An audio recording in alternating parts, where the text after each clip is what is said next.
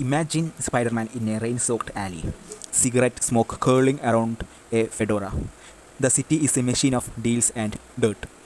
That is Spider Noir.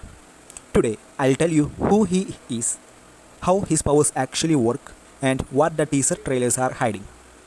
Spider-Man Noir is a 1930s reimagining of Spider-Man, a product of Marvel's Noir line that places classic Marvel icon into Depression-era New York. Unlike the bright web slinger, Noir walks street where corruption rules and every victory has a cost. The comic version debuted in 2009 and was explicitly created to feel like a pulp fiction and film noir. The upcoming live show is titled Spider Noir and stars Nicolas Cage in the central role. It will be available on Prime Video later this spring. Two different viewing formats were teased: an authentic black and white cut and a True-Hue full color cut. That choice alone tells you the creators wants to play with tone. In the comics, Spider-Man Noir is Peter Benjamin Parker, a photojournalist who obtains powers after an occult spider-related event in 1932. The origin keeps the core Parker beats: Uncle Ben's death, the guilt, the idea of responsibility. But it's filtered through a world of mob bosses, corrupt industrialists, and secretive labs. His world is less science fair and more back alley rituals. Important change for the show: the live series centers on Ben Reilly, a famous Spider-Myth clone identity in the Marvel lore, as a grizzled private investigator who once wore the Spider's mask and now hides a darker past. So expect a hybrid approach.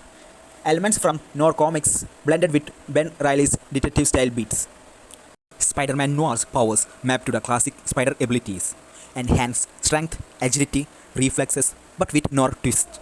He originally produces organic webbing, not wrist shooters, and his fighting style reads like a pulp detective who learned to use shadows, guns, and fists as well as webs. He's described as a skilled marksman and hand-to-hand fighter who uses the city's darkness to his advantage. Tone matters more than exact power names here. The mask is both a symbol and a tool, a way to disappear at night, to terrify crooked power players, and to operate outside the law. Now, here's something important. The reason Spider-Man Noir works and the reason this series is going to hook people comes down to two major elements: mystery and character complexity. This version of Spider-Man isn't bright, hopeful, or wide-eyed. He operates in shadows. Noir storytelling is built on tension. A friend can turn into a traitor. A clue can lead to something darker than expected. And then there is the man behind the mask. This isn't youthful idealism.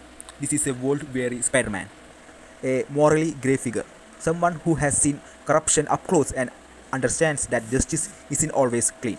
He doesn't swing through sunny skies. He stalks rooftops in the rain.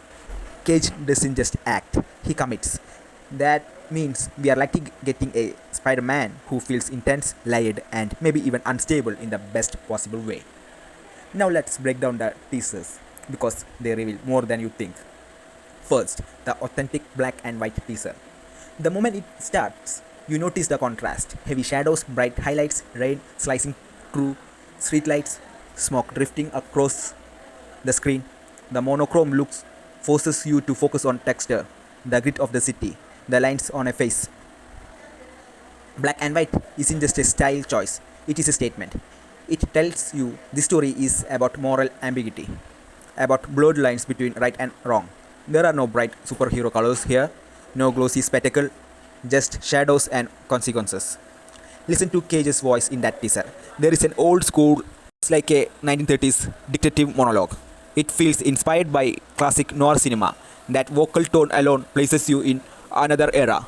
It makes the show feel less like a superhero project and more like a crime drama where the hero just happens to wear a mask. The teaser doesn't show you a clear villain, and that's intentional. Instead of revealing threats, it establishes atmosphere. The city itself feels dangerous. It feels alive. That's why the black and white teaser works so well. It removes distraction. You focus on mood, on silence, on tension building slowly. Now switch to the True-Hue full color teaser. Immediately things feels different. The framing is similar, still noir, still moody, but color changes everything. Now you notice the red glow of neon sign, the warmth in someone's skin tone, the subtle difference between blood on the concrete and the shadow on the pavement. Color adds emotional confirmation that black and white hides. Where the monochrome version feels mythic and distant, the color version feels personal.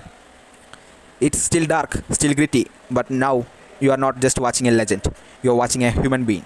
You can see exhaustion in his eyes, you can see the environment in more detail, you can feel the weight of the world pressing in. By offering both, the creators are basically saying, choose how you want to experience this story. And here's the most interesting part, the two versions are in gimmick. They are two different lenses. Black and white equals myth and mood, color equals character and consequences. When the show releases, try this. Watch an episode in black and white first. Let yourself experience it as a legend unfolding in shadows. Then rewatch it in color. You might notice small details, costume shades, recurring colors, production design choices that weren't obvious before. So, when you watch Spider-Man Noir, don't just watch it like a superhero show, watch it like a detective. Because this isn't just about a man with spider powers. It's about a man navigating corruption, secrets, and moral compromise in a city that never truly sleeps. It's darker, it's harsher, it's more grounded in consequences. And by offering both black and white and color experience, the series isn't just telling a story, it's giving you two different emotional journeys. Now, the real question is, are we about to witness the most unique Spider-Man adaptation ever made? Or will this darker take divide fans? Comment below, which version are you watching first? Black and white or color? And if you want more breakdowns like this, make sure you subscribe, because when the first full trailer drops, we are dissecting every single frame. Until then, stay curious, stay sharp, and remember, the truth is always hiding in the shadows.